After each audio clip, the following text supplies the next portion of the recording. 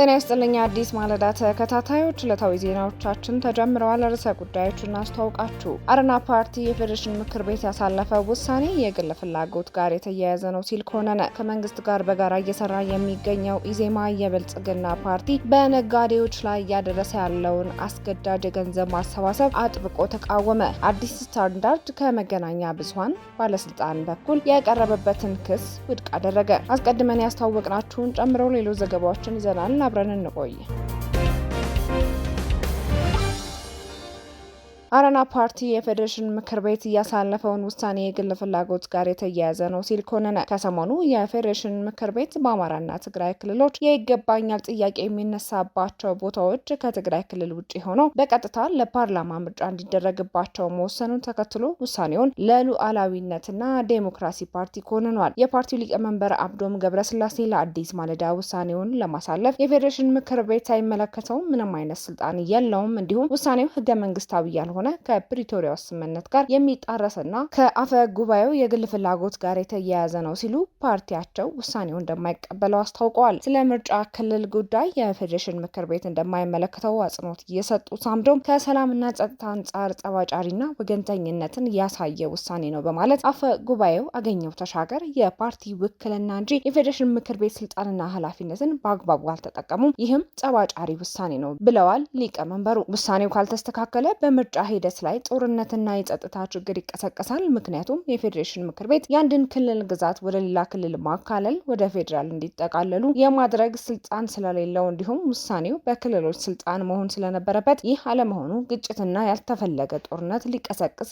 ይችላል በማለት ስጋታቸውን ተናግረዋል። ጉዳዩ ሊታረም ይገባል። ይህም የሚሆነው በፕሪቶሪያው ስምምነትና በህገ መንግስቱ መሰረት ሊስተካከል ይገባል ብሎ ፓርቲው እንደሚያምን አስገንዝበዋል። ሰሞኑ የፌዴሬሽን ምክር ቤት ያስተላለፈው ውሳኔ የማያገባውና የሌለው ስልጣን ነው እንደዚህ አይነት ውሳኔ የወሰነው እና ህገ መንግስታዊም አይደለም፣ ከሰላም ስምምነት ቢገያም ውጭ ነውና የግል በተለይ የአፈ ጉባኤው የግል ኢንተረስት ጋር የተያያዘ እና በምንም መልኩ ህጋዊና ሞራላዊ ቅቡልነት የሌለው ውሳኔ ነው። ለምን ታምር ይሄ ተቀባይነት የለውም ማለት ነው። እኛ መግለጫ አውጥተናል። በህገ መንግስቱ አንቀጽ 62 የፌዴሬሽን ምክር ቤት የተሰጠው ስልጣን ስለ ምርጫ ክልል ጉዳይ የሚያገባው አይደለም፣ ስልጣኑ አይደለምና የህገ መንግስት አንጻርም ሰላም አንጻርም ጠባጫሪና ወገንተኝነት ያሳየ ሰውየውም እንደሚታወቀው አቶ አገኘው ተሻገር ያለው የፓርቲ ውክልና እንጂ የፌዴሬሽን ምክር ቤት ስልጣንና ኃላፊነት አግባቡ ያልተጠቀመን እና በጣም ጠባጫሪ ውሳኔ ነው። እያንዳንዱ ተቋም የራሱ ኃላፊነት አለው፣ ስልጣንና ኃላፊነት አለው። ይህም ጠንቅቆ ማወቅ ነበረባቸው። የፌዴሬሽን ምክር ቤት ክልል ማካለል ምንም ስልጣን የለውም። ምናልባት ይሄ መወሰን ያለበት ፕሪቶሪያውም የፕሪቶሪያ ስምምነትም የትግራይ መሆኑን ይታወቃል። እንዲሁም በህገ መንግስቱም ይሄ የክልሎች ጉዳይ የፌዴሬሽን የአወቃቀር አከላለል አዲስ ግዛት መፍጠር የሚለውን የፌዴሬሽን ምክር ቤት ስላልሆነ ይሄ ጉዳይ የስ ጉዳይ አይደለም። ከሆነም በመጀመሪያ ጥያቄ ያለው ካለ ወደ ክልል ምክር ቤት አቀርባል። ጥያቄው ግዛት ጥያቄም ካለ መጀመሪያ ወደ ክልል ምክር ቤት መቅረብ አለበት። በክልል ምክር ቤት የተሰጠው ምላሽ ታይቶ ወደ ፌዴራል ልመሄድ የለበትና የወገንተኛ ሆነው መወሰን አይችልም። ፌዴሬሽን ምክር ቤት ያው ጦርነት ይቀሰቅሳል። ይሄ በዚህ እንዲህ ነው ከቀጠለ ጦርነት ነው የሚቀሰቀሰው። ምክንያቱም ያለ አግባብ የአንድ ክልል ግዛት ፌዴሬሽን ምክር ቤት ወደ ሌላ ክልል ማካለል፣ ወደ ፌዴራል ቀጥታ አስተዳደር ማቆየት ስልጣን የለውም እና ይሄ ደግሞ የክልሎች ያለው ስልጣን ስለሆነ ይሄ ወደ ግጭት እና ወደ ያልተፈለገ ጦርነት ሊወስድ ይችላል እና በአስቸኳይ ነው መታረም ያለበት። እኛ በፕሪቶሪያ ስምምነት መሰረት ጉዳይን መመለስ አለበት ብለን እናስባለን። ህገ መንግስቱም የስታትስ ኮ አንቴ የሚመለስ ስለሆነ ይሄ የፕሪቶሪያው ስምምነት በህገ መንግስቱ መጀመሪያ 9 ክልሎች ሲካለሉ የነበረ አከላለል መሰረት ተደርጎ መፍትሄ መምጣት ያለበት። ጉዳዩን በተመለከተ አዲስ ማለዳ የአምስት ፓርቲዎች ቅንጅት የሆነውን የትብብር ለኢትዮጵያ አንድነትን ለማነጋገር ብትሞክርም በውሳኔው ላይ አስተያየት የመስጠት ፍላጎት እንደሌለው በመጥቀሱ ምክንያት ምልከታውን ማካተት አልተቻለም። የነጻነትና እኩልነት ፓርቲም በተመሳሳይ ለማነጋገር የተደረገው ሙከራ አልተሳካም። የተላለፈው ውሳኔ ተከትሎ ስምረት ፓርቲ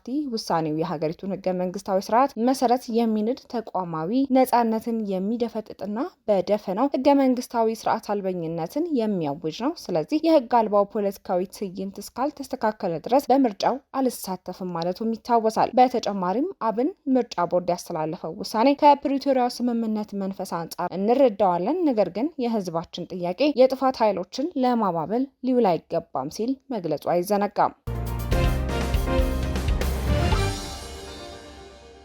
ከመንግስት ጋር በጋራ እየሰራ የሚገኘው ኢዜማ የብልጽግና ፓርቲ በነጋዴዎች ላይ እያደረሰ ያለውን አስገዳጅ የገንዘብ ማሰባሰብ አጥብቆ ተቃወመ። የኢትዮጵያ ዜጎች ለማህበራዊ ፍትህ ፓርቲ ኢዜማ ገዢው የብልጽግና ፓርቲ በመጪው ግንቦት ወር ይካሄዳል ተብሎ ለሚጠበቀው 7ኛው ጠቅላላ ምርጫ የሚውል የገንዘብ ድጋፍ ከነጋዴው ማህበረሰብ በአስገዳጅነት እየሰበሰበ ነው ሲል ከሷል። ፓርቲው በዛሬው ዕለት በወጣው መግለጫ ድርጊቱ በአስቸኳይ እንዲቆም ጥሪ አቅርቧል። ኢዜማ ማንኛውም የፖለቲካ ፓርቲ ለምርጫ የሚሆን ሀብት ማሰባሰብ የሚችለው በብሔራዊ ምርጫ ቦርድ የህግ ድንጋጌዎች መሰረት ብቻ መሆን እንዳለበት አስታውሷል። ይሁንና ብልጽግና ፓርቲ የሚመራው መንግስት መዋቅርን በመጠቀም የፓርቲው አባል ካልሆኑ ባለሀብቶችና ነጋዴዎች በስልክና በአካል በመሄድ በማስፈራራት ገንዘብ እያሰባሰበ እንደሚገኝ ደርሽበታለሁ ሲል ወንጅሏል። ከዚህ ቀደም የመንግስት ሰራተኞችን ደሞዝ ለፓርቲው ተግባራት ሲቆርጥ መቆየቱን ያስታወሰው ኢዜማ አሁን ደግሞ የኑሮ ውድነትና የተሳሳተ የግብር ፖሊሲ በጫና ላይ የጣለውን የንግድ ማህበረሰብ በግዳጅ ገንዘብ ድጋፍ መጠየቁ እጥፍ ድርብ በደል ነው ሲል በይኖታል። ገዢው ፓርቲ የመንግስት መዋቅር በእጁ መሆኑን ተገን በማድረግ የሚያደርገው ይህ እንቅስቃሴ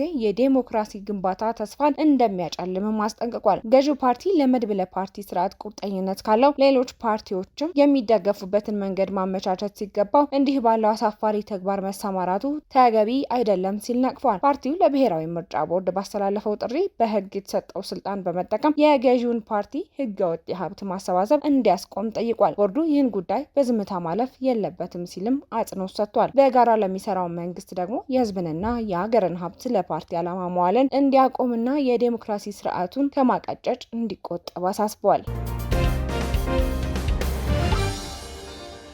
አዲስ ስታንዳርድ ከመገናኛ ብዙሃን ባለስልጣን በኩል የቀረበበትን ክስ ውድቅ አደረገ።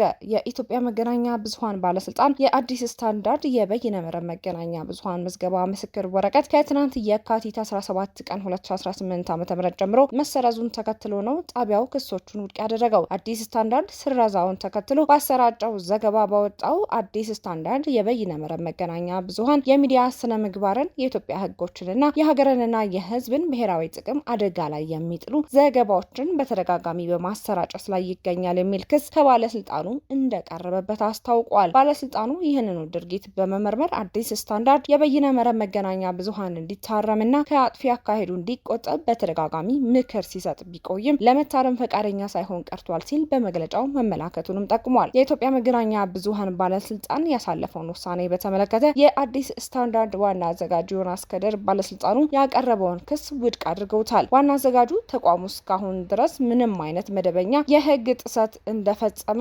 የሚያመላክት ማስጠንቀቂያ ደርሶት እንደማያውቅ ተናግረዋል። አዲስ ስታንዳርድ ተደጋጋሚ ማስጠንቀቂያዎች ደርሰውታል የሚለው ክስ ከእውነት የራቀ ነው። የኢትዮጵያ ሚዲያ ባለስልጣን ቀደም ሲል ስለነበሩ የህግ ጥሰቶችም ሆነ ስለተወሰዱ እርምጃዎች ለአዲስ ስታንዳርድ የዜና ክፍል በይፋ ያሳወቀው ነገር የለም ሲሉ ገልጸዋል። አክሎም የጋዜጣው አሳታሚ የሆነው ጃኬን ፐብሊሽንግ ኃላፊነቱ የተወሰነ የግል ማህበር መብቱን ለማስከበርና የህግ የበላይነት መከበሩን ለማረጋገጥ ያሉትን የህግ አማራጮች እየገመገመ እንደሚገኝ ገልጸዋል። ዓለም አቀፉ የጋዜጠኞች መብት ተከራካሪ ድርጅት ሲፒጄ ስረዛውን ተከትሎ መግለጫ አውጥቷል። የሲፒጄ የአፍሪካ ዳይሬክተር አንድሬላ ኩዊንታል ይህ ቁጥጥር ሳይሆን በቀል ነው ብለዋል። የኢትዮጵያ መገናኛ ብዙሃን ባለስልጣን ግልጽ ያልሆኑትን ብሔራዊ ጥቅምና የሚዲያ ስነ ምግባር ድንጋጌዎችን እንደ መሳሪያ በመጠቀም ገለልተኛ ጋዜጠኝነትን እያፈነ ነው ያሉት ዳይሬክተሩ የአዲስ ስታንዳርድ ፈቃድ መሰረዝ በኢትዮጵያ ውስጥ ሂሳዊ ዘገባዎችን ለማዳከም የታቀደ ዘመቻ አካል ነው ሲሉም በይነውታል። ባለስልጣናት የጋዜጣውን ምዝገባ በአስቸኳይ መመለስና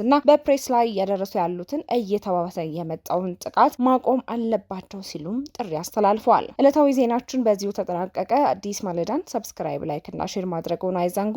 ጤና ይስጥልኝ።